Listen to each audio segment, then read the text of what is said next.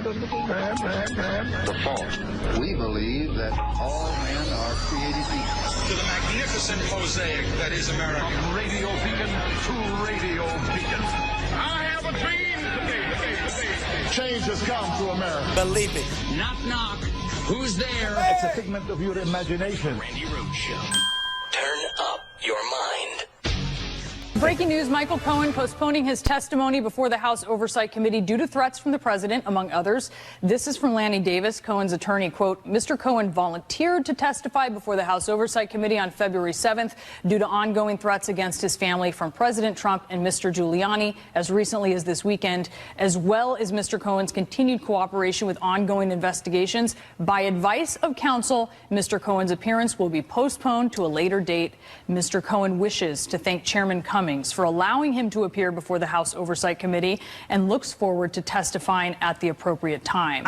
This is a time where Mr. Cohen had to put his family and their safety first. That is the statement. I want to bring in Manu Raju. He's on the Hill. Manu, are lawmakers reacting to this? What's going on? Well, this just broke, so we're trying to get to the key lawmakers. But I had been speaking to the Democrats who have been eager to talk to Michael Cohen, both in an open session and a private session, including Elijah Cummings. I asked him about some of these comments that the president had made about Michael Cohen's father-in-law, about Michael Cohen himself, ahead of that testimony. And Cummings had some strong words just a few days ago telling me that the president should not be intimidating any witness coming before Congress, suggesting that this essentially is against the law. You can't do that to witnesses who are providing this kind of testimony. Over the weekend, we heard Rudy Giuliani reference Michael Cohen's father-in-law, make accusations that there could be ties to organized crime. All of that really unnerved Democrats here on Capitol Hill, worried that they would not be able to speak with Michael Cohen.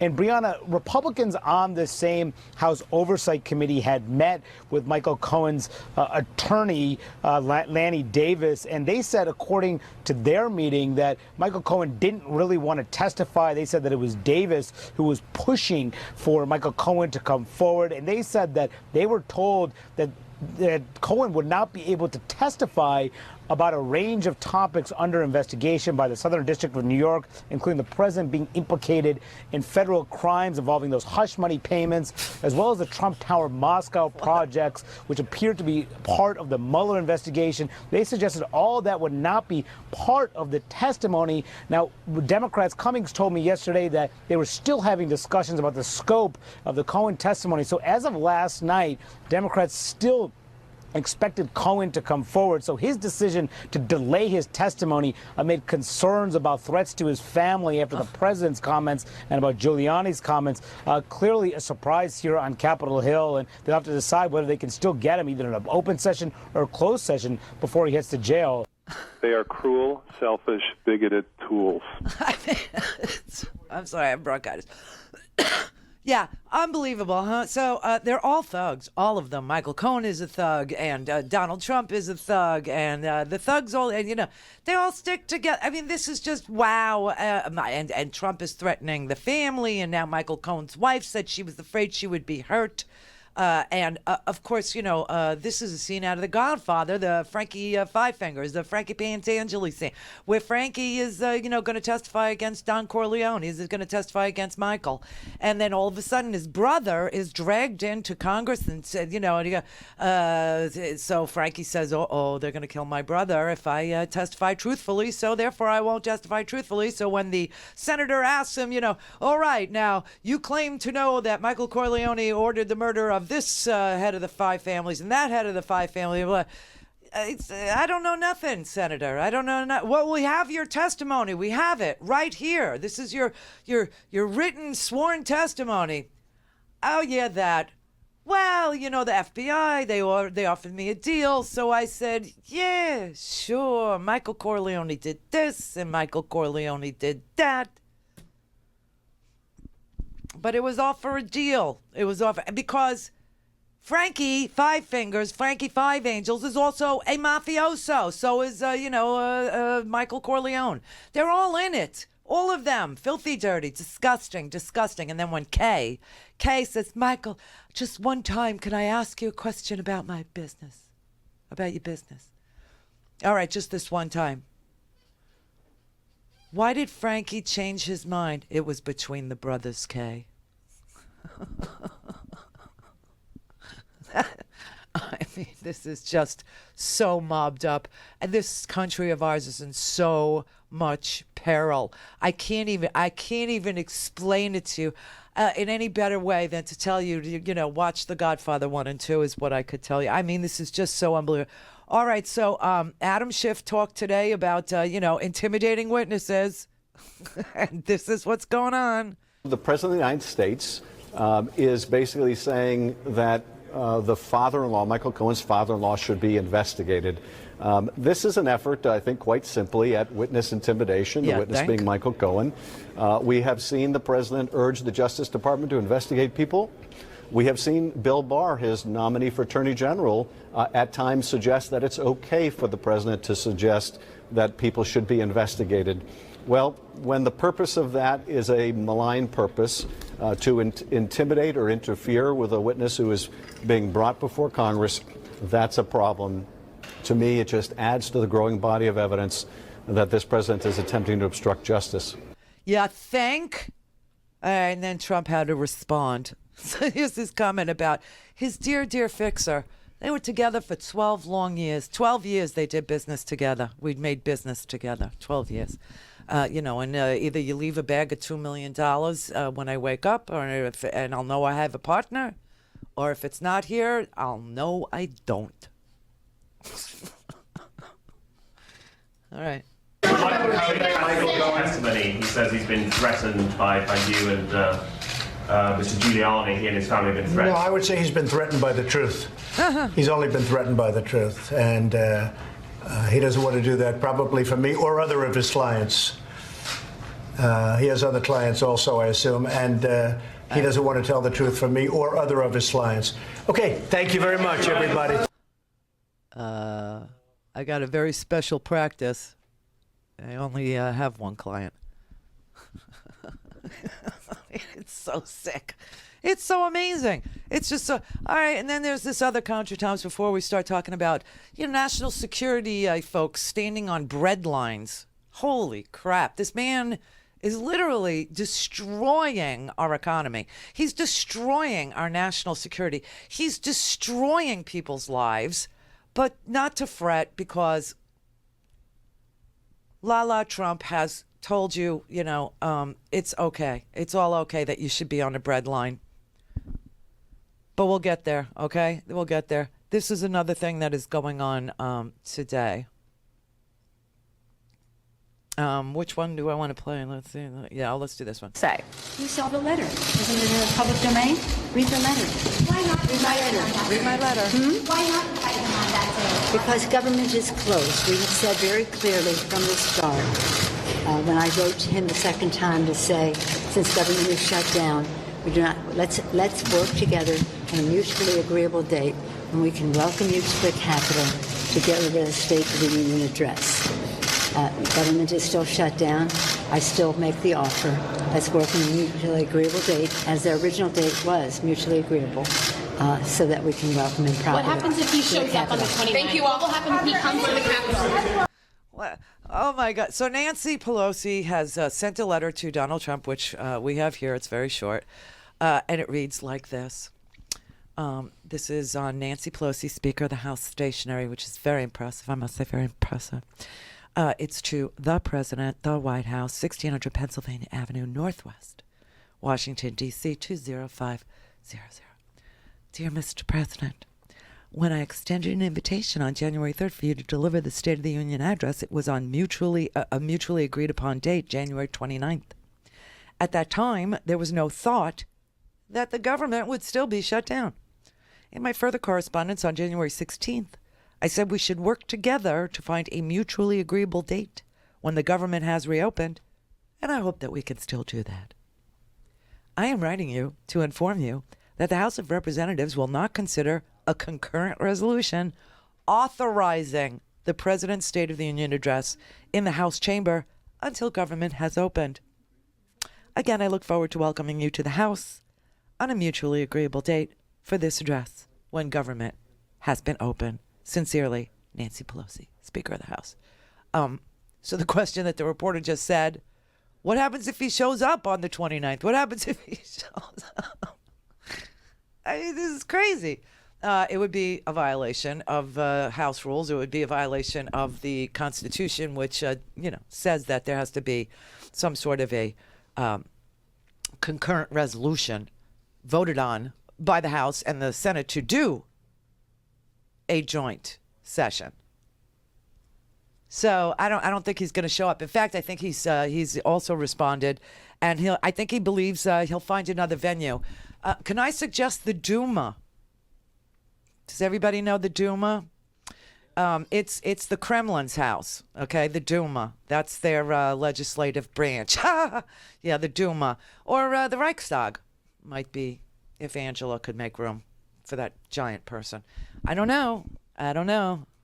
Mr. President, Nancy Pelosi just responded, and she said she will not consider a concurrent resolution to have you come to the House on January 29th for delivery of the State of the Union. Your response to the House Speaker? I'm not surprised. It's really a shame what's happening with the Democrats. They've become radicalized. They don't want to see crime stop, which we can very easily do on the southern border. Yeah, it's easy and to it really stop is crime. a shame what's happening with the Democrats. This will go on for a while. Ultimately, the American people will have their way because they want to see no crime. They want to see what we're doing. Like today, we lowered prescription drug prices first time in 50 years. They want to see that. The Democrats would never have been able to do that. So we're all working very hard. We'll have to respond to it. We'll respond to it in a timely manner. Thank you very much, everybody. Okay, I really don't know what he's talking about on the prescription drug part of that, because I didn't see any legislation that would lower the prices or allow Medicare to negotiate the prices or anything like that, so I don't know what he's talking about. However, he was sandbagged there by the reporter. He did not know he was disinvited. And much later, well, not much later, a few minutes later, he put out a statement saying he would find another venue. As if there's any more auspicious place than a joint session of Congress in the House of Representatives with, the Supreme Court in attendance and the Joint Chiefs in attendance and the President's Cabinet in attendance and the Senate in attendance with the House members in attendance. I mean, is he going to go to West Virginia again and talk about clean, beautiful coal? I mean, really, what other venue is there that would be as unbelievable as our House, right? So I'm suggesting he, call Putin and see if the Duma is available for him so he could rent it or something, another venue. He talks about our House, the People's House, as if it's a venue. He actually called it a venue. He's going to look for another venue. This is bad. This is really, really bad. And the only precondition she has for a concurrent resolution to invite the president to come and speak next Tuesday is that he open this government. And you know what's really crazy? If he opened it for 1 minute, 1 day, they could get people paid, and then he could close it again. True. Thanks, Randi at RandiRhodes.com. Go for launch. Speaking truth to power, the Randi Rhodes Show. The latest on the government shutdown, 33 days in, no talks to break the stalemate. But the Senate will vote on dueling Republican and Democratic proposals tomorrow, just 1 day before federal workers will miss another paycheck. Our senior congressional correspondent, Mary Bruce, has the state of play on Capitol Hill. And Mary, these votes tomorrow may be just for show. Right. Yeah, George, exactly. And that's because while there is a renewed sense of urgency here this morning, neither side is backing down yet. So while we will see these votes on these two competing plans tomorrow, neither one is expected to pass. One of them is the president's proposed compromise. That would offer temporary protections for dreamers in exchange for that $5.7 billion he's demanding for his wall. But critics say the bill also sharply weakens asylum system and would completely eliminate some countries from being offered temporary protections. George, the whole bill is a non-starter for Democrats. Now, the other plan is the Democrats' proposal that would temporarily reopen the government but would not provide any funding for the president's wall. That plan is a no-go with the president. So we're going to see some action here tomorrow. And while these votes will test the resolve of both parties, bottom line, no real progress here still. That's because Mitch McConnell is a coward. Mitch McConnell is scared of the Trump president. He's scared. He's very, very frightened of him. This is amazing. So tomorrow, last night at midnight, just like we were telling you all day yesterday, that Tuesday night is Wednesday. Tuesday night at midnight was the last possible processing date for payroll for the Coast Guard, the State Department, the FBI, air traffic controllers, TSA employees, janitors, cooks, right? It was the last possible day to process payroll for those federal workers. Therefore, they will miss a paycheck on Friday. They will miss another paycheck on Friday. I don't know about you, but think about going without any pay for a month. If you make less than $50,000 a year, which most of these workers, 114,000 of them, make less than $50,000 a year. And of course, libertarians are loving this. They think, well, see, my life's not affected. Your life's not affected until America is attacked. Your life's not affected until drugs make it into your, territory. And you find out that the FBI didn't have the money to pay the informant to make the meth buy, That's when all of a sudden it'll be affecting your life. Or when two planes end up smashing into each other, either in the air, God forbid, or on the ground, and they clip the wings and all this stuff goes on because there's no ground pounders down there to aid in the safe landing of the planes on the runway into the tarmac area. So of course, it doesn't affect my life. You don't go to parks, so what do you care, right? You don't care. You don't care. But it's having a huge impact. The libertarians are sitting there saying, oh, this is great. I mean, Rand Paul's all about this. He is just so thrilled. And, I bet you Vladimir Putin's really thrilled, too, because there's nobody sitting on the cybersecurity wall for you. Nobody. All the cyber guys that work at the FBI and the cyber counterintelligence part of it, they're leaving. They're actually quitting. I bet you could make twice the price at Silicon Valley. Just saying. Perhaps you don't get the big pension package, but you do get, decent private sector salary. So they're leaving. I mean, these important people that, do stuff to protect our elections and to, make sure that, the skies are safe. And all, they're leaving. They're actually leaving. They can't afford to stay there any longer. Now you got a whole bunch of workers on bread lines. Seriously, bread lines. It's just, they're, President Trump is out there saying that the economy is so great and everything is so good. I'm going to play you two things. I'm going to play you, first of all, Tim Kaine and some pictures of people in bread lines. And then we're going to play the president's economic advisor, Mr. Hasser, who is going to tell you the bad news. And the bad news is that because of this president's attack on our economy, which is a consumer-driven economy.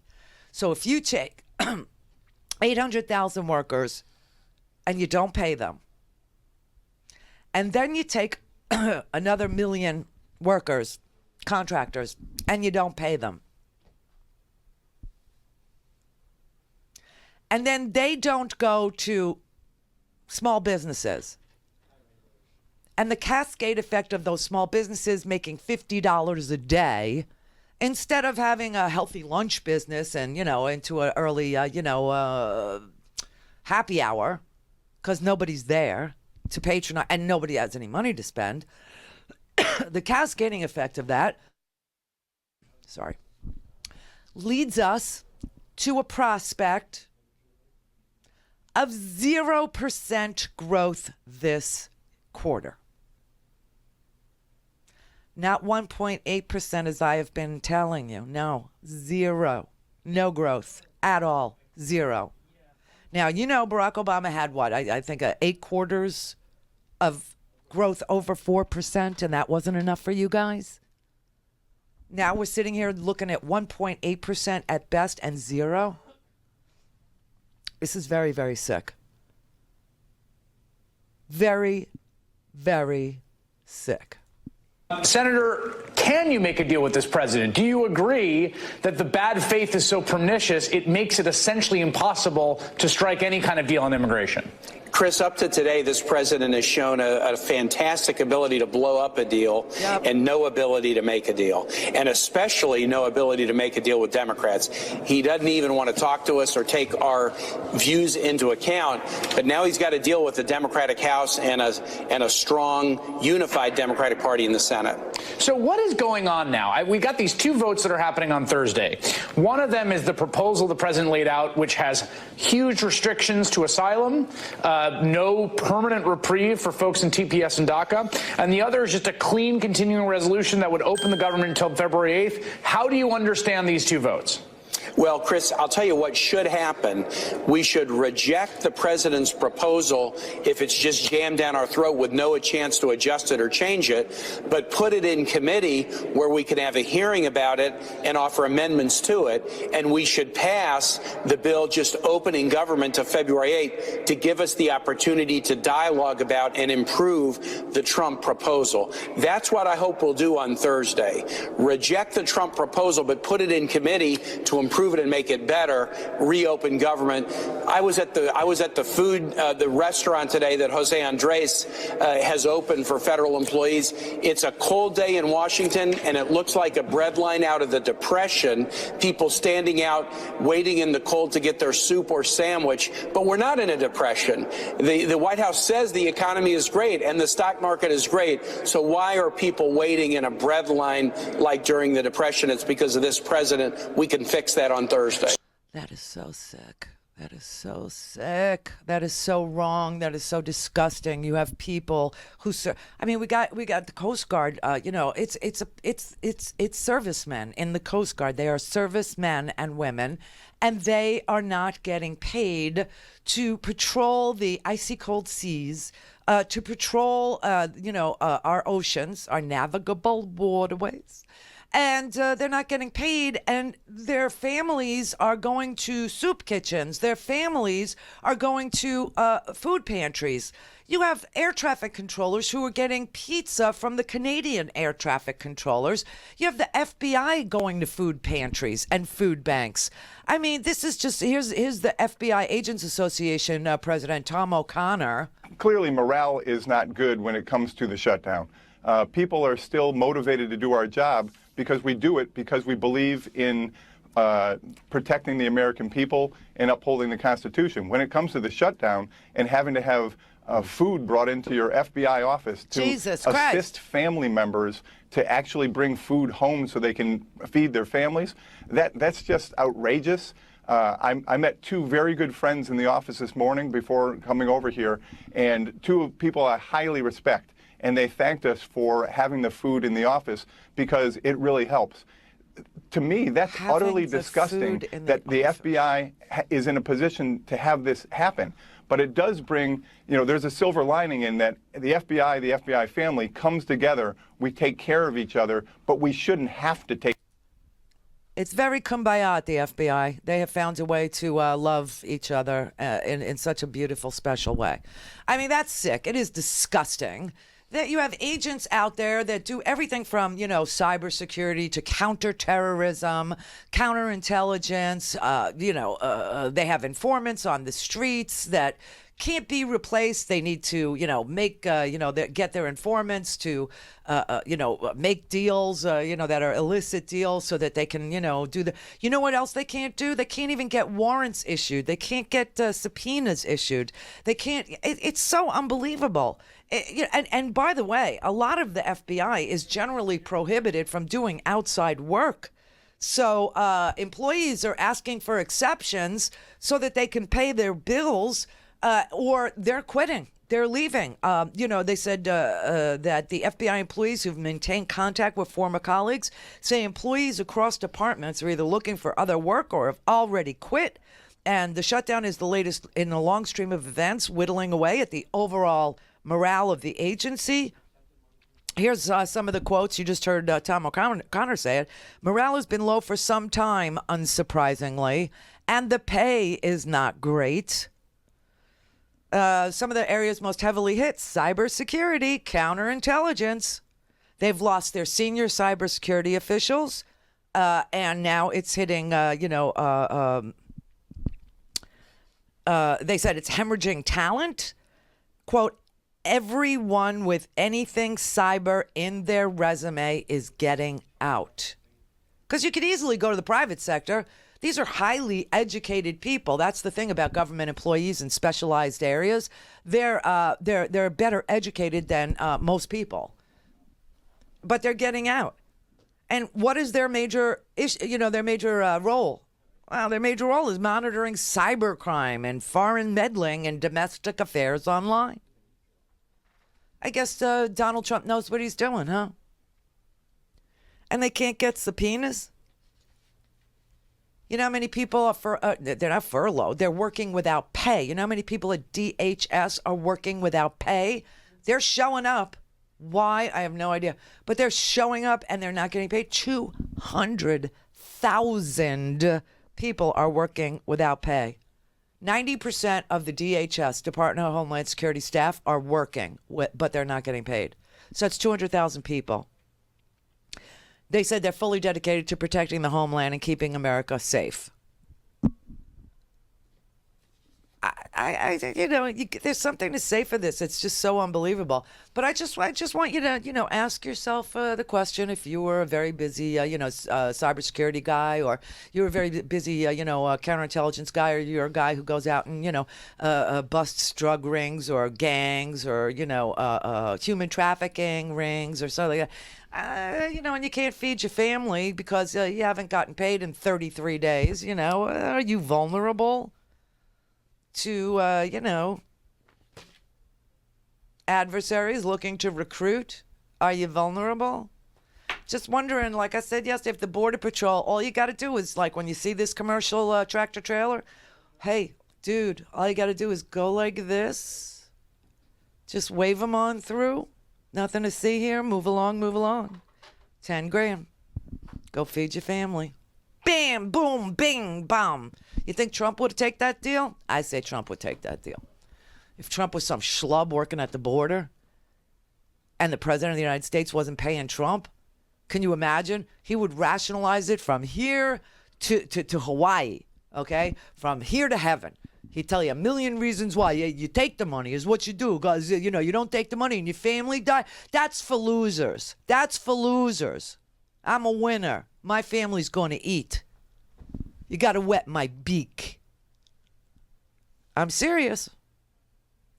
All right, here's Kevin Hassert conceding that because of this president, because of his stupid trade war, and because the farmers didn't get their money, because the government is shut down, it is very possible that GDP growth this quarter could be zero, goose egg, squat, donut, nada, nil, zilch, nothing.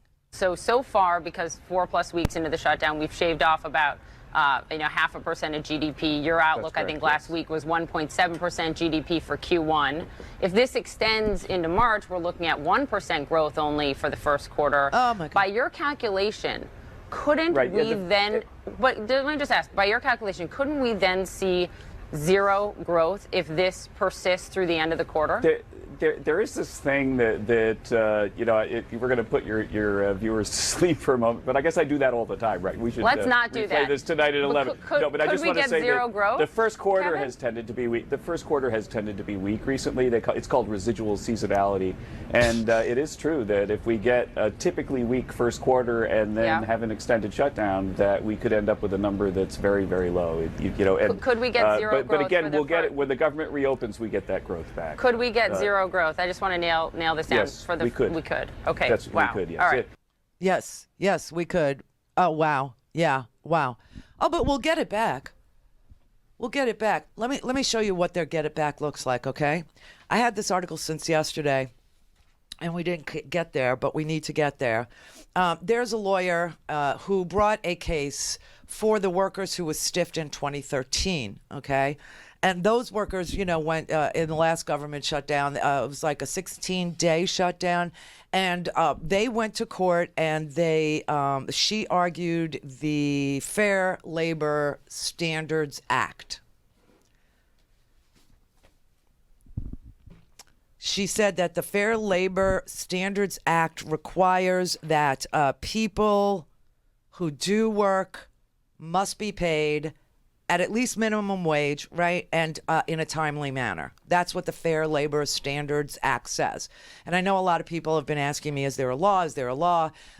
There is a law, and it's called the Fair Labor Standards Act. And so a federal judge back in she brought the case in 2013. Okay. The government asked for a dismissal of the case.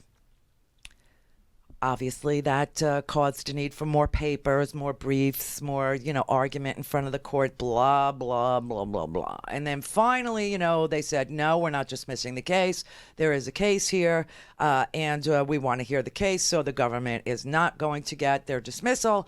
You are going to be able to present your case. All right, so now it's probably like 2014 or 15. And these people are waiting for their back pay from 2013. Then finally, they hear some more arguments and everybody submits their briefs as the case proceeds. Finally, the case is decided in 2017, a mere 4 years later. 4 years later, for these workers, for these government workers who were forced to work without pay in the 2013 shutdown. So in 2017, the federal judge decided that the Fair Labor Standards Act did protect the federal workers.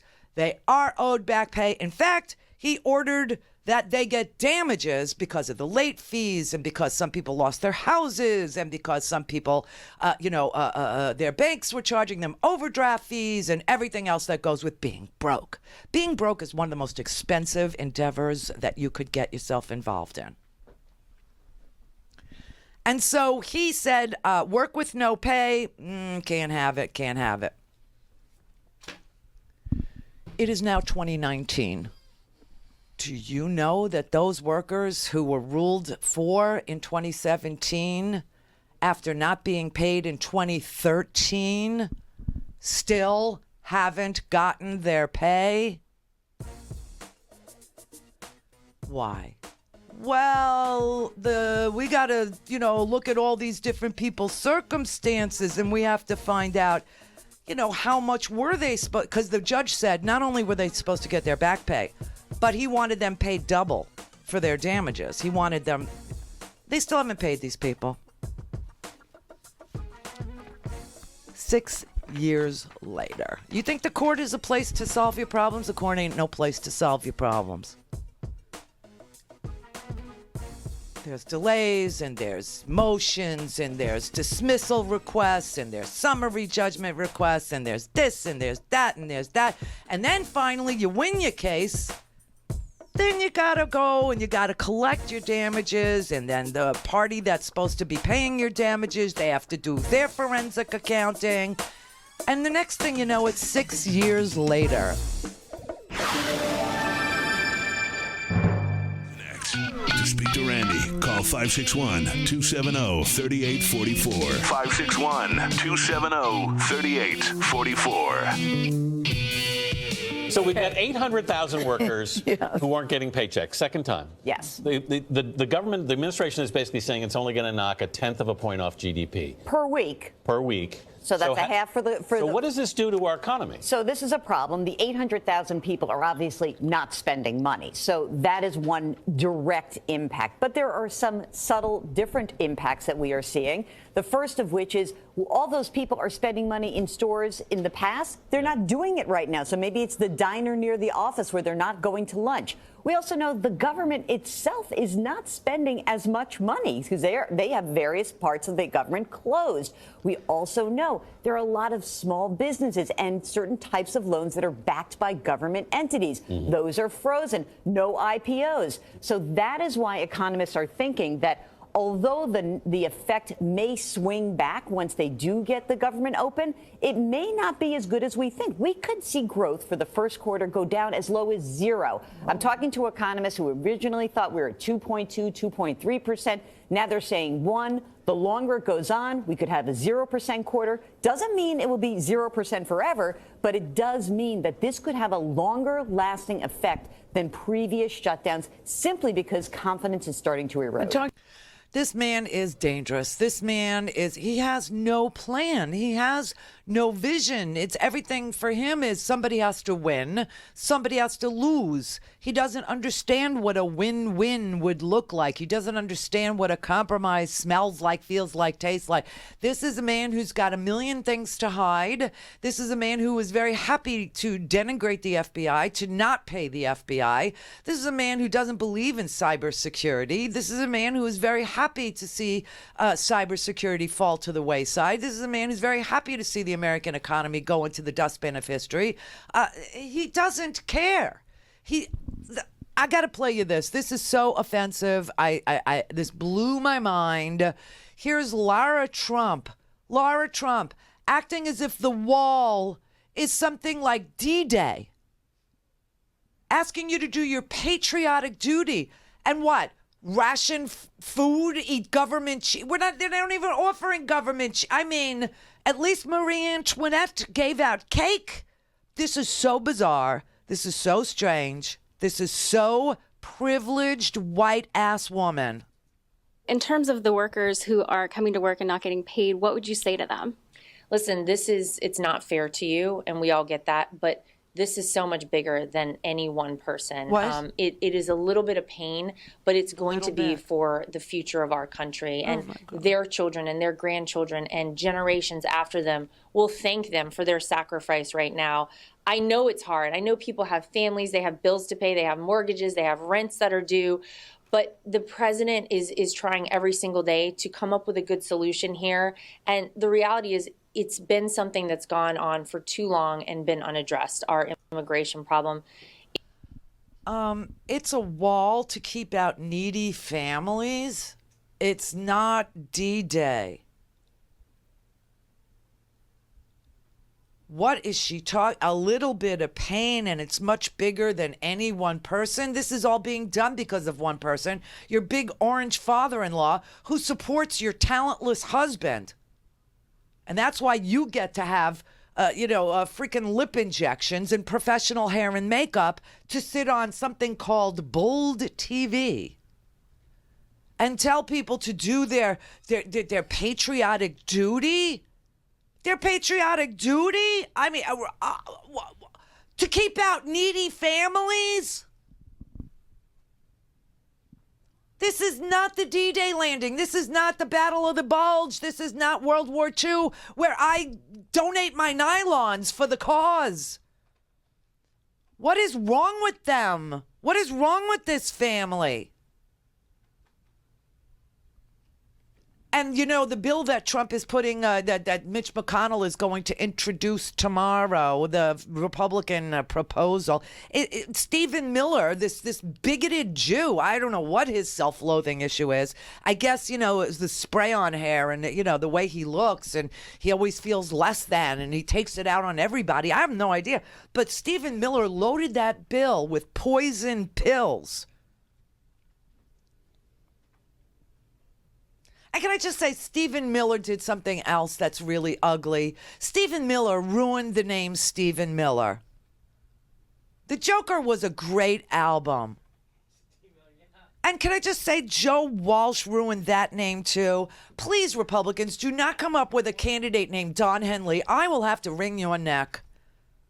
Or Freddie Mercury. Can you imagine that? Tom Petty, Congressman Tom Petty, everybody from Wyoming. I mean, please, they just ruin these names. These are really bad people. Jude in Alabama. Hi, Randy. Hi. Hey, Jude. I was just wondering, couldn't they start recalls for the most vulnerable Republican senators? You can't, no, you can't. No. Well, they can recall others. I didn't know why. You could recall your governor. These are okay. These are federal offices. You know, you can't. No, once an election is done, you know, you can recall a governor. State. All righty. Yeah. No, when you vote, it has consequences. Karen in Palm Springs. Oh, hey.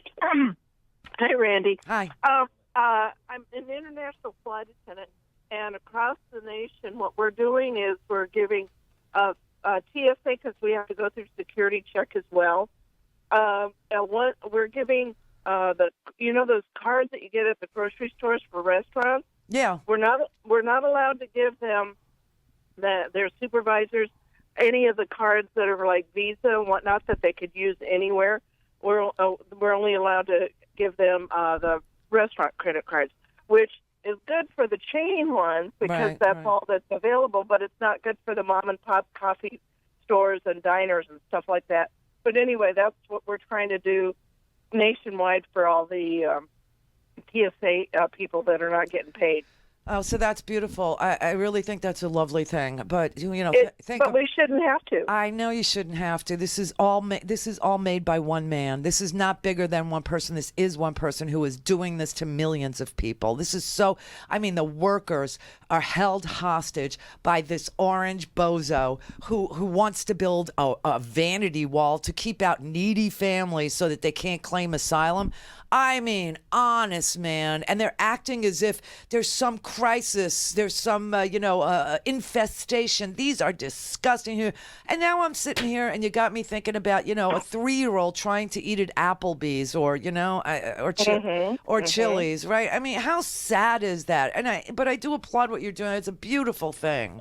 Well, they can't. You can't take homemade foods in because nobody has a secure, And then it's not just the TSA; it's customs and agriculture. So every time we go through there, these people are not being paid as well. So. Right, and those are the people that are actually at the legal ports of entry, as you know. Exactly.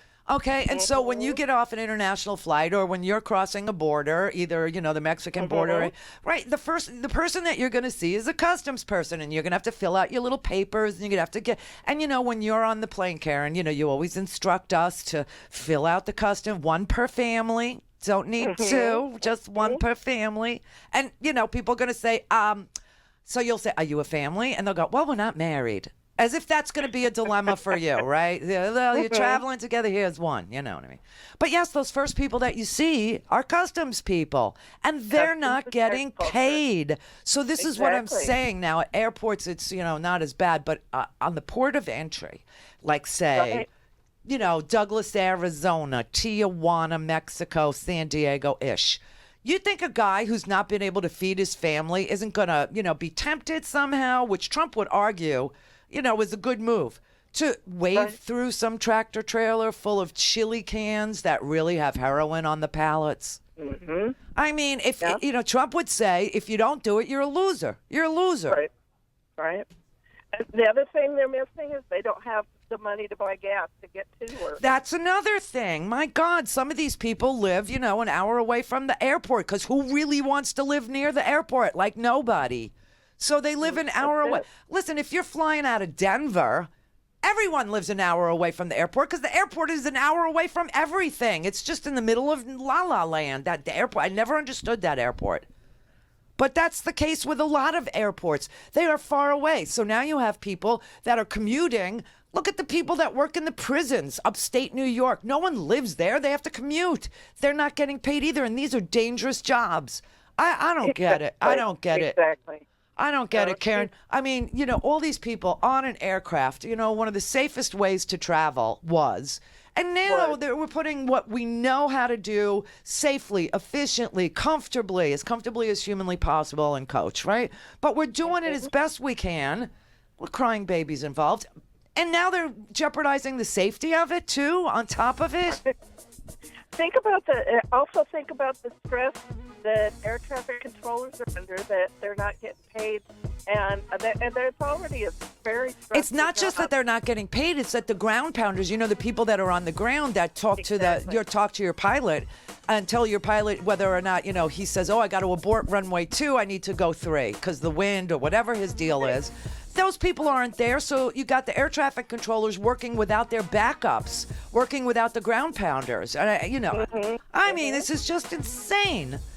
I was going to say who thought of this, but this is all on Trump. He's got nothing to do all day. His schedule's empty every day. Sometimes he doesn't show up at the Oval till 4 o'clock in the afternoon. He hasn't talked to a single leader in the House or Senate for 10 days. 10 days he hasn't talked to anybody about this. He's put forward this stupid plan that's loaded with poison pills that was written by Stephen Miller. And it has no chance of passing. And then the Democrats are going to put a clean, continuing resolution. Listen, there are some people, some Democrats that are just saying, even though it's unconstitutional and they believe that the courts have told him this, and this is why he hasn't done it, just declare a stinking national emergency. Because if he does that, the government opens. And if we could get the government open even for one day, they could process the paychecks. Everyone could at least get paid. He could shut it down again, but everybody would at least get paid for 5 seconds. Exactly. Thank you so much, Randy. Thanks for what you do. Up the good work. Man, I refer you to everybody. Thank you. You're brave. You are brave. International travel with drunk people and coach. Wow. I don't know how you do it, but thank you so much. Thank you. Okay. Bye. Think about that. What is it? 30 hours to Singapore?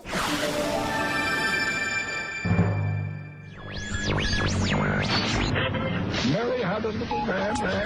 The fault. We believe that all men are created equal. To the magnificent mosaic that is America. From radio beacon to radio beacon. I have a dream today. Change has come to America. Believe it. Knock. Who's there? It's a figment of your imagination. Randi Rhodes Show. Turn up your mind. Dave Walton says the shutdown is part of a 1-2 punch that came when President Trump started a trade war with China. This destroyed his profit margin in soybeans while raising the cost of his equipment. The cost of a new grain bin went up 15 to 25%. So things are already tight, and if you're thinking about buying a grain bin, you're probably not going to do it now. But he refuses to criticize a president who flipped Iowa from blue to red with a big help from farmers. I think there's some growing uneasiness. We're sort of in the middle of the game, so you can't really predict the outcome of the game in the middle. But you can second guess the coaching if you're down. Oh, yeah. By 50 points at halftime, right? Absolutely, yeah, absolutely. Yeah, we're down by a few touchdowns, if you want to put it that way. But he campaigned on a lot of the things he's doing right now, and he's doing it. What? A lot of farmers, big supporters of Donald Trump. Until he's out of office, I don't think you'll hear him say anything bad about him. Really? Or bad about the tariffs. I think they're just going to say it's going to be good for us in the long run. When he's not growing soybeans, Brian Walken is the mayor of Monticello. He says that most farmers he knows will swallow the pain with patriotic pride. Iowa soybeans, baby. Iowa soybeans. And a $12 billion bailout doesn't hurt. Huh. By borrowing more money from China to pay you guys a subsidy. Yeah, he knows that we're taking a hit. He's acknowledging that the tariffs are having a negative impact on the agriculture industry. And so to keep the farmers happy, he's given us a subsidy. Does that make sense?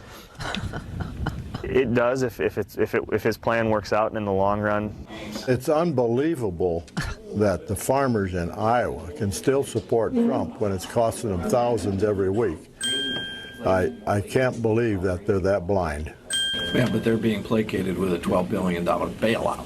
Over at Daryl's Diner in Monticello, Gary the eye doctor tells me after he was critical of Trump supporters, he lost a few regular patients. And while a Democrat won this district in the midterms, political rifts are only getting wider. You got diehards. I think there's some you got diehards. Some of the diehards are dying harder. Good for you. Good for you. This is a man who can see the forest and the trees that make up the forest. Everybody else is like, oh well, the $12 billion is what he had to bribe us. So we didn't get it. We didn't get it. We haven't gotten it yet. But when we get it, it's good. It's fine. This is so sick. That is such a cult 45 thing. Oh well, nobody's going to criticize. We're not going to talk about that. We got no soybean orders. None. It's costing us thousands a week. But we could get a bailout. We could happen. Could happen. This is just so unbelievable. This is amazing. And, there are people who are literally doing... Now, this blows my mind, really. Would you do your job if you weren't getting any pay? Would you do your job? And I'm not talking about people who, own their own business because you have a stake in it. You know what the future looks like. You know what you're hoping to accomplish. I'm talking about working for somebody else. I'm talking about... If I didn't pay you guys...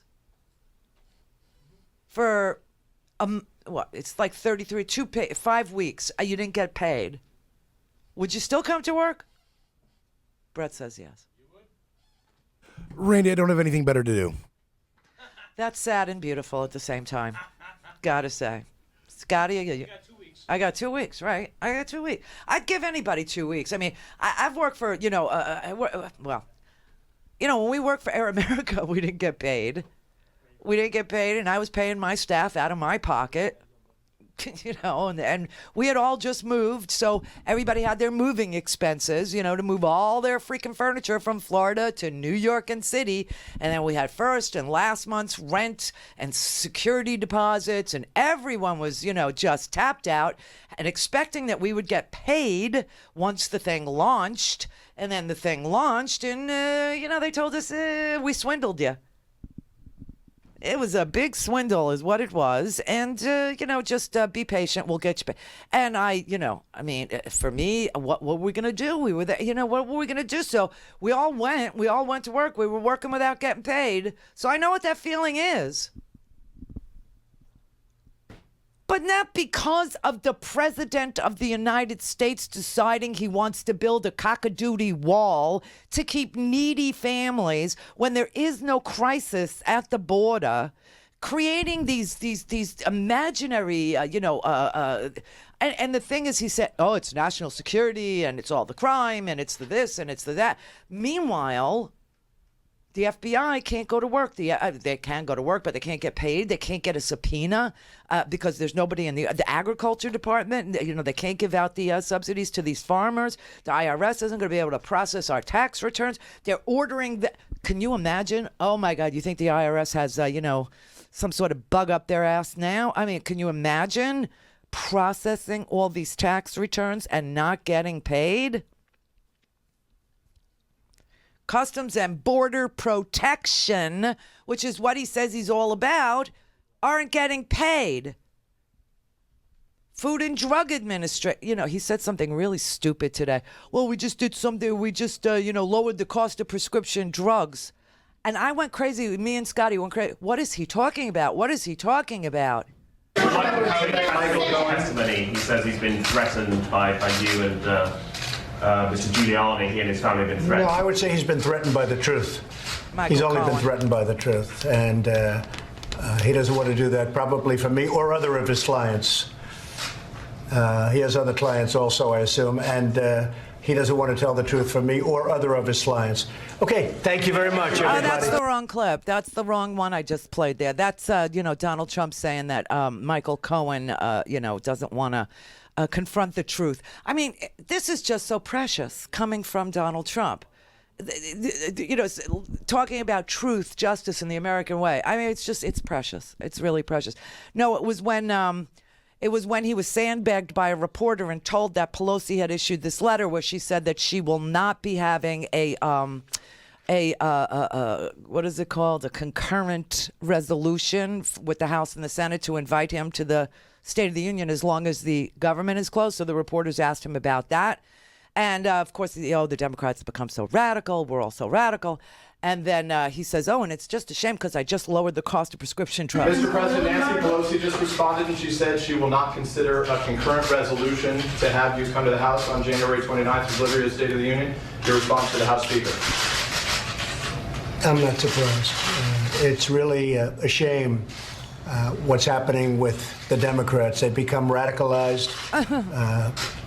They don't want to see crime stop, which we can very easily do on the southern border. Oh, my God. And it really is a shame what's happening with the Democrats. This will go on for a while. Ultimately, the American people will have their way because they want to see no crime. They want to see what we're doing. Like today, we lowered prescription drug prices, first time in 50 years. They want to see that. The Democrats would never have been able to do that. So we're all working very hard. We'll have to respond to it. We'll respond to it in a timely manner. Thank you very much, everybody. Is any of that true? No, none of it is true. I don't know what he's talking about, but yesterday CBS News reported that prescription drug prices continue to rise about 6.3%, according to data from RX Savings Solutions, a consultant to health plans and employers. 400 drugs saw price jumps last year. Prescription drugs remain one of the highest out-of-pocket medical costs for most consumers. And then today, CBS reported that President Trump is holding a meeting on fair and transparent pricing. Nothing to lower the cost. There was no legislation. There was no bill. There was no agreement to allow Medicare or Medicaid to negotiate with pharmaceutical big pharma companies to lower the price of prescription drugs, at which they sell these drugs to these insurance plans. There was none of that. He just had a conversation with drug companies in which they agreed not to raise the prices of drugs next year.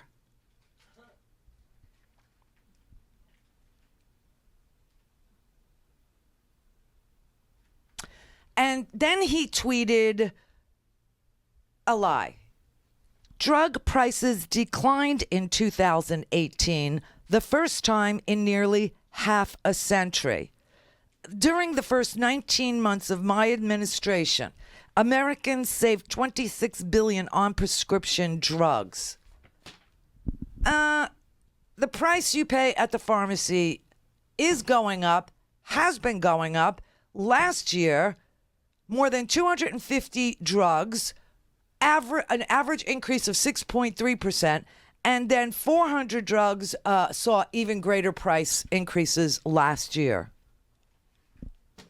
What?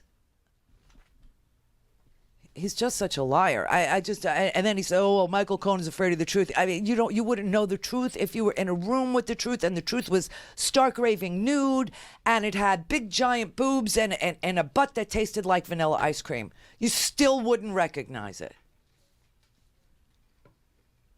John in Washington. Randi, my queen, how are you? I'm fine, my supplicant. How are you? I'm just I'm terrified. Buy a stinking podcast, everybody, please. This is just so important. I couldn't get through my day without you. Oh, I couldn't. Well, it's mutual. I can't get through my day without you. You know, if no person is above the law, right? Then why is Trump above the terms of service of Twitter? I mean, threatening witnesses, racist tweets. It just really jerks my chain. I mean, my spending next month. I mean, I don't know about anyone else, but I'm just economically terrified, worried about terrorist, threats. Now that we're in this weakened condition, it's like I think I was talking to Scotty. Grover Norquist said, starve the beast. Yeah. Till it's small enough to drown in a bathtub. Exactly. And that's exactly what this maniac is doing. It is. And, this is Putin's wish list for the United States of America, and, to be unsafe, to be confused, to be to have cyber crimes committed against us, to hack into voter registration rolls, to, do all this mayhem, all this, mishigas, all this crazy stuff. I mean, this man has just given us over to every adversary that you could possibly imagine. And I don't know how people are still doing it. I don't know how they're going to work. I don't know how they're, they're protecting this country in spite of him. I don't get. I mean, it's pretty amazing. I've been reading up about Russia because I want to understand what are these people's mindsets. So I was looking at this documentary about the Bolsheviks, and anyway, Lenin and Stalin used starvation as a political tactic. Yeah. And this stuff with Mark Burnett and the apprentice. It's like Russians everywhere. Russia's just like taking over with Brexit and everything. Because they have all of this dirty, dirty money that they steal from the people, and they need to launder it. So production companies, New York real estate, any luxury item is a great place for them to hide their money. And so they seek out the wealthiest people or people that, are vulnerable because they owe a lot of money or they're trying to do so. And they invest in NRA, Mark Burnett, Donald Trump. Show is live on RandiRhodes.com and the free Progressive Voices app for Android and iOS. Visit the App Store or ProgressiveVoices.com now. This morning, business pressure is building for an end to the shutdown. The former CEO of Dow. It's another demonstration to the outside world that America hasn't got its act together. And Marriott's CEO telling NBC's Stephanie Ruhle in Switzerland that America's dysfunction is hitting the bottom line. Our Washington business is down about 20%. If I'm a tour group, Smithsonian is closed. Do I really want to go to Washington now? We're sorry you're going through. We are too. Back in Washington on Pennsylvania Avenue, more food giveaways for federal workers who are now expected to miss a second paycheck. Quashawn Latimer, fighting cancer, now fears losing her home. Worst case scenario, we lose our home. I'll be evicted. Can't negotiate with my chemo. That has to happen.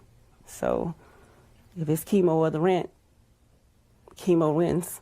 Working the halls of Capitol Hill, Coast Guard families barely getting by without paychecks. Overnight, the Coast Guard's commandant urging an end to the shutdown, saying the armed forces should not be expected to shoulder the burden. I find it unacceptable that Coast Guard men and women have to rely on food pantries and donations to get through day-to-day life as service members. In Massachusetts, Amber Broadway's husband is still on duty. We're not leaving the house if we don't have to because that's gas money. We're not going out to eat. We're really being still and quiet at home. The shutdown is, of course, all about the border wall. The president insists a wall would help stop illegal immigration and the flow of illegal drugs. Walls are not immoral. In fact, they are the opposite of immoral because they will save many lives and stop drugs from pouring into our country. But the government's own statistics show most hard drugs like cocaine, heroin, and meth come through legal ports of entry and would not be stopped by a wall. Right. Meanwhile, arrests along the border have averaged 400,000 a year for the past decade, well below the peak of 1.6 million arrests in 2000. Man, you guys are crack addicts. You are crack addicts. I swear to God, we have a president who is just deranged, demented, and, here's the bad news. Here's the bad news. The Washington Post is reporting that the White House acting chief of staff. We don't have anybody. Everybody's acting. We don't have a joint chief. We don't have a attorney general. We don't have. Everybody is acting. So the acting chief of staff at the White House over there, Mick Mulvaney, has told agency leaders to provide him with a list of the highest impact programs that will be jeopardized if the president decides the shutdown continues into March and April. Mulvaney wants the list no later than Friday, and this is the best evidence we have had to date that the White House is preparing for a very lengthy funding lapse that will have a snowball effect on our economy, on all government services. They are seeking information about the spreading impact of the shutdown. This is the 5th week of it. It is the longest in U.S. history. And the people in the White House are planning to let this go to March through April and on and on and on. Yep, shrink the government and drown it in a bathtub. You know, the reason why you can't let him take hostages like this is because you know what the next big damn deal is? Does everybody understand? Here's the thing that's coming down the pike. We will have to raise the debt ceiling in the next few months or default the United States, literally bankrupt the United States. And this man is so unpredictable, disloyal, uninterested, and apparently compromised in his thinking to the point where he would be, I mean, the guy bankrupted his companies, 6 of them, 6 different times, right? I mean, all he's doing, we want Trump to run the government like he runs his business. What did I tell you? What did I tell you about that? This is a guy who stiffed all the people who ever worked for him with no pay. He's doing it again. And then he defaults and, he makes money in bankruptcy and everybody else eats it. Everybody else goes broke. This is what he did. He's bragged about how he swindles contractors. He said, I fight like hell to pay as little as possible. And he says this is smart business. How is it smart business? He spends a fortune on lawyers to not pay contractors. You'd think the lawyers are more expensive than a drywall guy, right? But he just loves to bully people. It's very sick. It's very sad. But he loves to claim that he has the ability to force people to work for him for free. And that's exactly what's going on. And now they're threatening to keep it closed. I mean, he said it would be lengthy. It would be a long, and these people in that video from, the farmlands. Oh, well, no one will say anything bad about him while he's still the president. Really? Can I just tell you, farmer guys, something? Trump talked investors out of millions of dollars to fund his damn stupid casinos. They never got close to making any of the profits that he promised them. And when the crap hit the fan, he used his father's massive wealth as leverage to bilk more money out of the banks. He lied to regulators. He deceived all his investors to get more money to throw into the black hole of his casinos. And then he turned around and used bankruptcy laws and the threat of total ruin to the bondholders to avoid paying his debts. And he's playing the same game with the border. Tell a bunch of lies about what it'll cost. This $5.6 billion, that's the beginning of it. Then he's going to hold, if he gets the 5.6 and something should happen to be, a start, he's going to need $70 billion. He's going to need, all kinds of billions. And he's going to go, well, you don't want it to be a total loss. We already invested X billions, you don't want it to be a total loss. But the 5.6, that's far short of what this wall is going to actually cost. It's been estimated. I mean, they didn't even submit plans. So GSA, GAO, nobody can really give you a number. But they say, the amount of miles he wants to cover with whatever is somewhere in the neighborhood of $25 to $70 billion. And they don't even include maintenance costs or the staffing that'll be needed to police the stupid wall. All of his businesses have failed, all of them.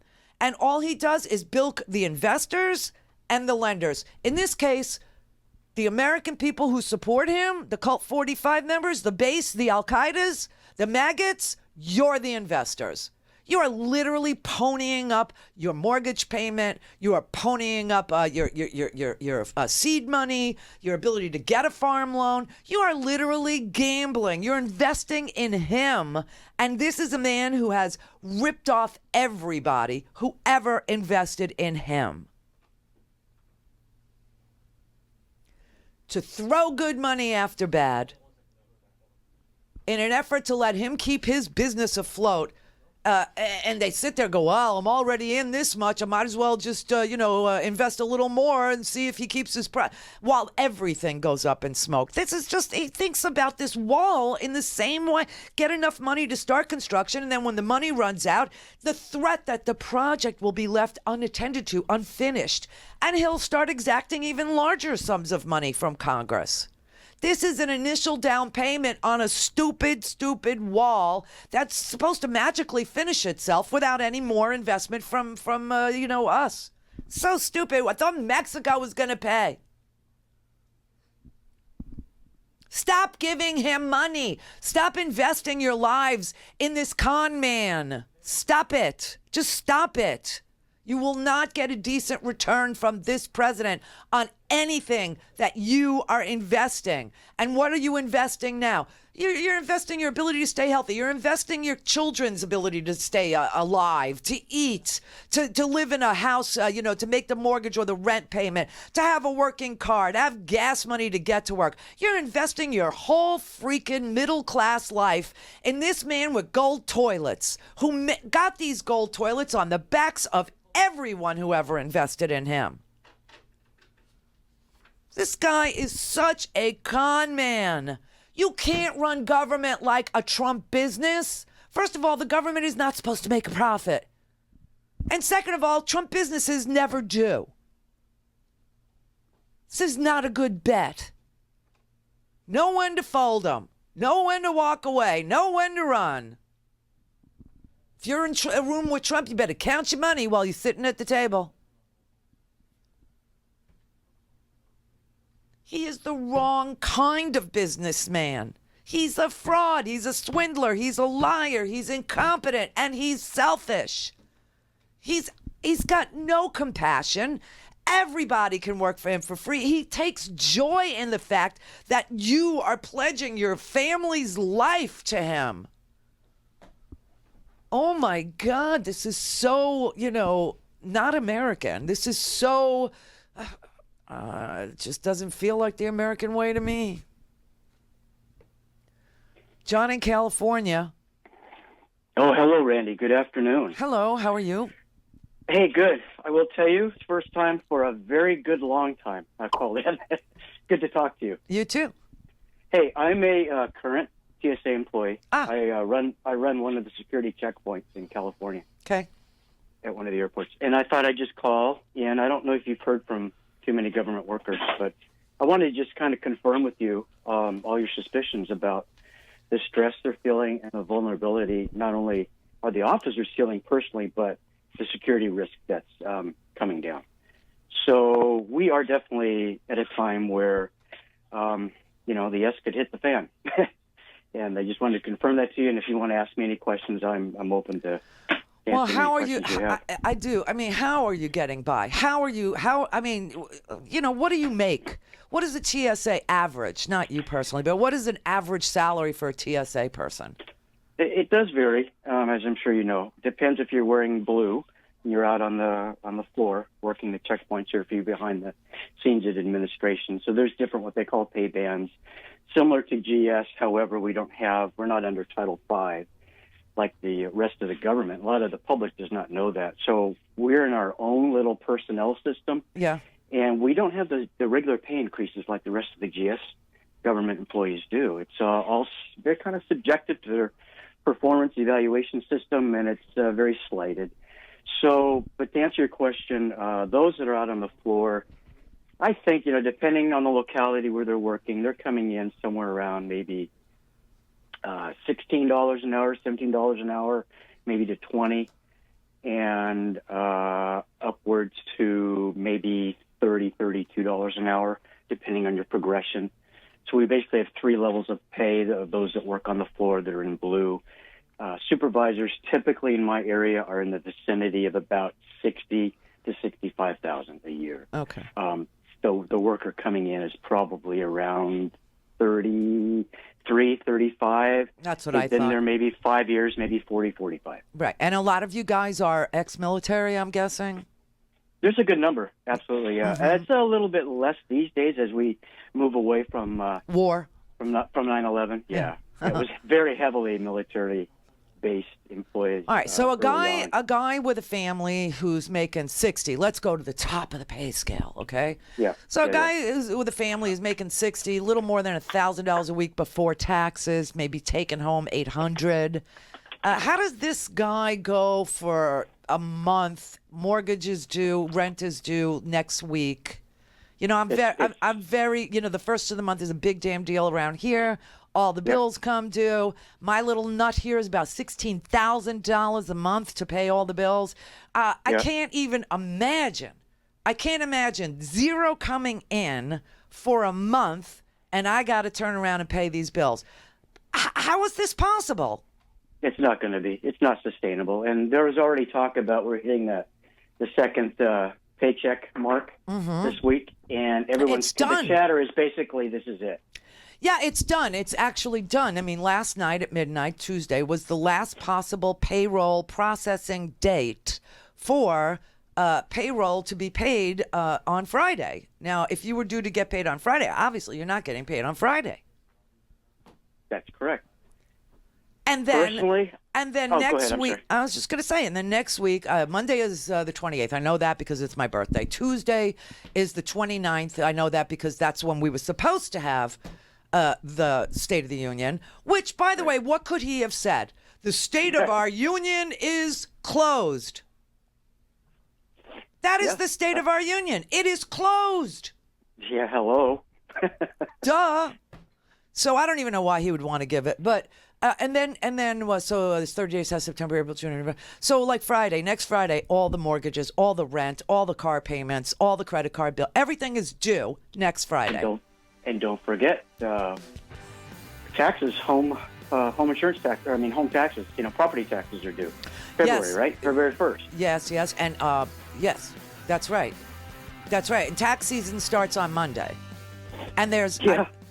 Tax season starts on Monday, and people are, you know, like me, small business owners. We like to file, right? We like to get those K-1s in and all that stuff in, so that we can get any kind of refund that we might be eligible for in order to reinvest in our damn business. That's right. It's going to kill the whole middle of this country and below. You're talking half this country cannot survive this. Half of us cannot go through this. We can't do it. No, there's a boiling cauldron just underneath the surface in a lot of venues right now. I know.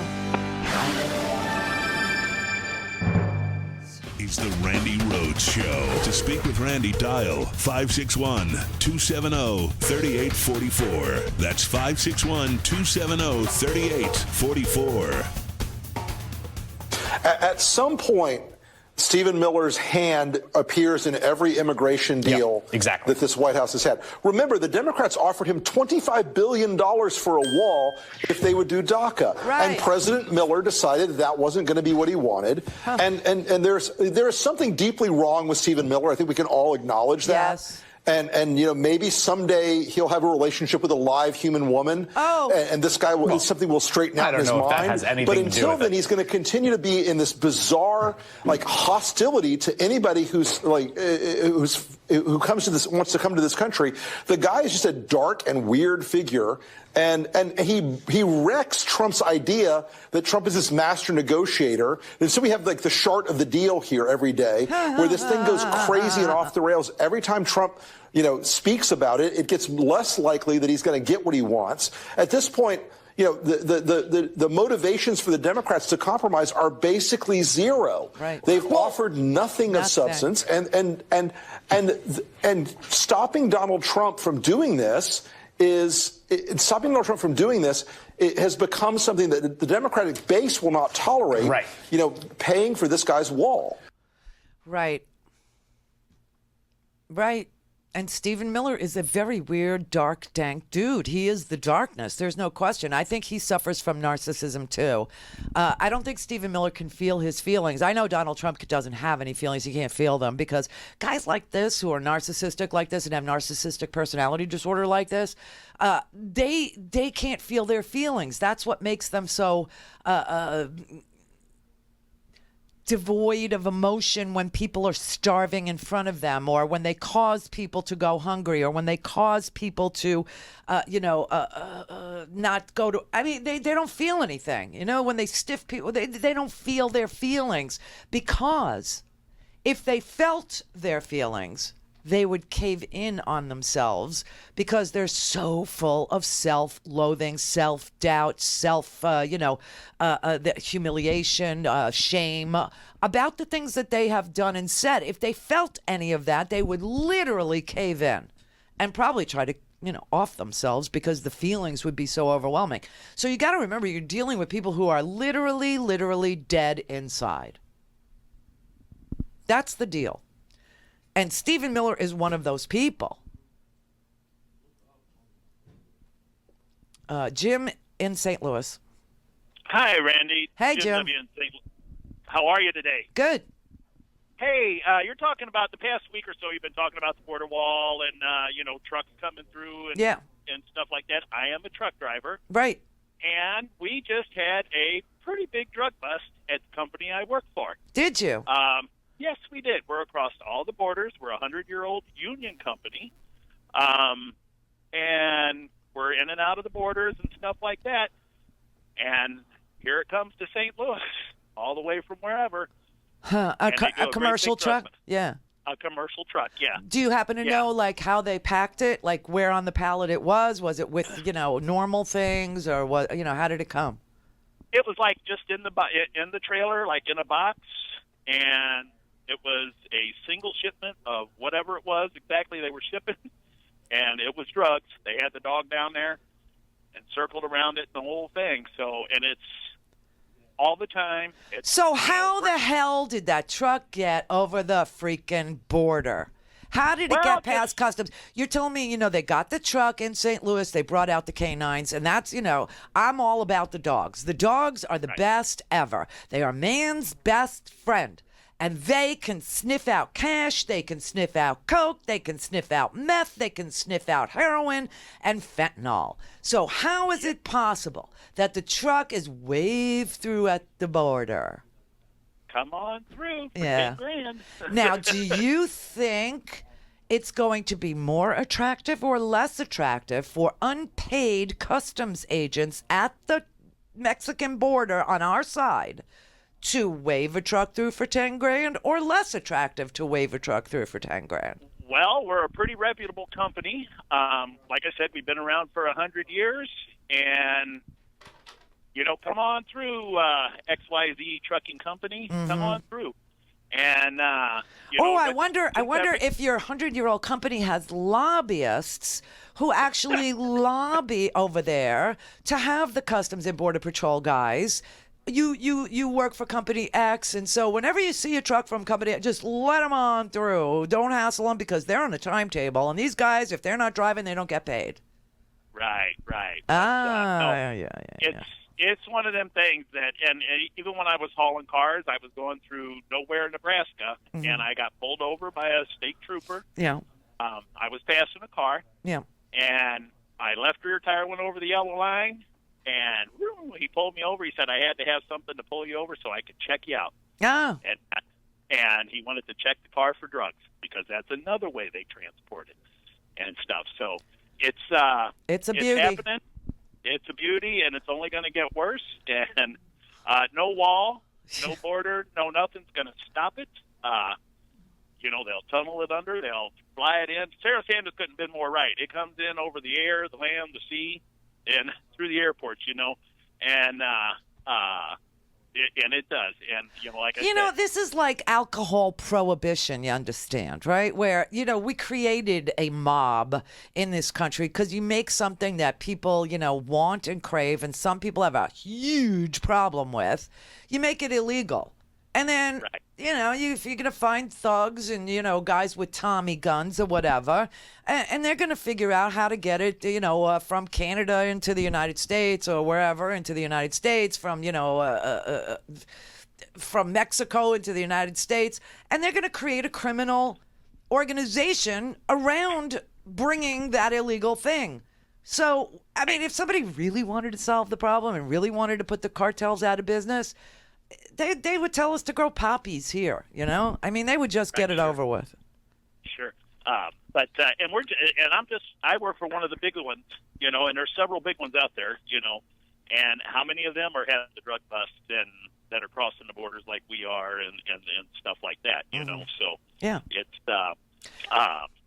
you know, it's pretty wild, and people don't think it's true, but it's damn true. It happens, and we're in the middle of the country, and like I said, we just had one down at work, and it's pretty interesting to watch. You know? Well, and you know, the more despair that is, you know, visited upon people in, you know, far-flung places like, you know, bumfuck Kansas and, you know, outside of Joplin, which is beautiful, but, you know, not in the, just in the middle of Missouri or in the middle of Kansas or in the middle of, you know, Iowa, which is all very pretty for people who've never seen it. It's beautiful, but it's there's not much there. There's not much to do. There's not much business, and the farmers are taking it up the yin because of this guy, okay? Because most of those fields that you fly over that are so neatly plowed and they look like giant crop circles, those are soybeans. Is what those are. And the more despair that is visited upon these communities, the more the demand for things to mask the despair is going to increase. People are going to want to be numb. I mean, right. Exactly. So he's literally feeding the disease. Yep. He's creating something that he's not going to be able to control. And like I said, it's feeding into the truck lines now and all that stuff. And I know. They used to say. As a driver, we don't know it.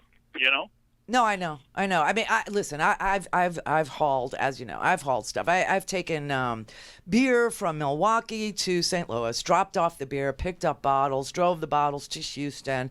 In Houston, dropped off the bottles, picked up paper, and then took paper back to St. Louis, dropped that. You know, I mean, I've done that, and you don't know what the hell is in your truck. You didn't pack your truck. Somebody else packed your freaking truck, and you just hope that they got the weight right, you know, because you got to stop at the weigh station, and you just hope they put it over the axle the proper way, or else you're screwed. Right. I know. So it's something else. And another thing on the all these jobs that he's creating. Yeah. I am a local pickup and delivery driver here in St. Louis, and the only job that is being created are these .com jobs. Yeah. It's just distribution centers, and they're $9.50 an hour. I'm not hauling manufactured goods from St. Louis. We're a little higher wage state, so they're going to push on the outside of us to keep them jobs out of here, some of them. But there hasn't been no big manufacturing jobs come in. Ain't none of the manufacturers that are here that do any great big add-ons or anything. Right. I mean, I have a steady flow of business, but it ain't as great and bolt guns as he says it is. Yeah. You know? I know.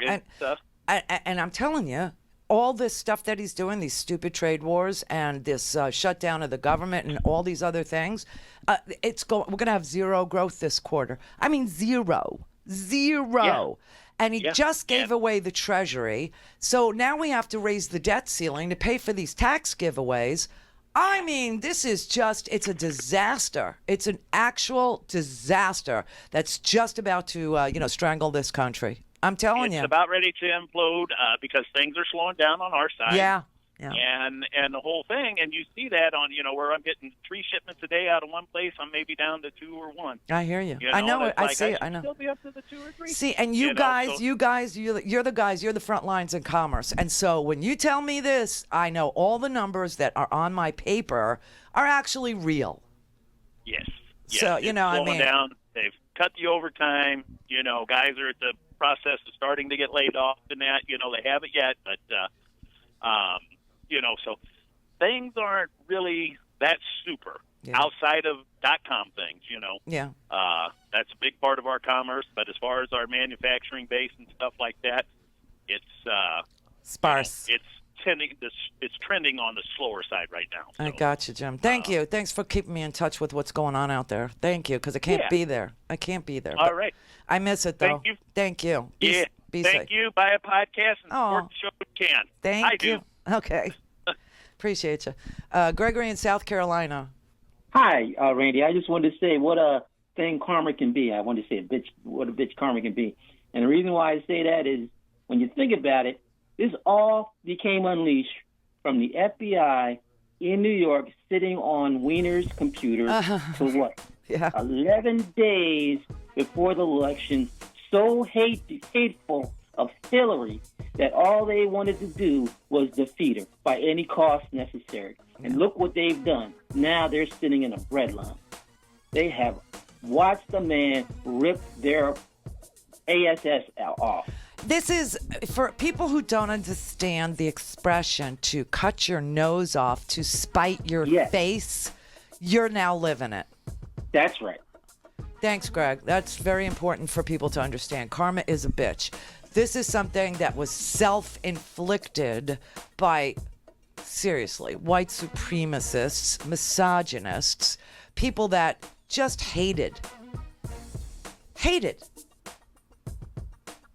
That is a very, very strong and dangerous emotion that you should never, ever make a decision when you're hating, when you're angry. And this man fermented so much anger, so much hatred, so much, look down, and I hate women, and she's a shrill, shrieking shrew, and she's a woman, and she has no stamina, and this was a pure hate thing that he stirred up in this country. And all the haters, you're now paying the price. Big time. Your family, you invested everything you are, everything you had, all your hopes and dreams, your ability to make a living into this con man, this demagogue, this hater, this white supremacist peddling. I don't even think he feels white supremacist. I don't even think he feels you. Just worked for him. Buy a stinking podcast.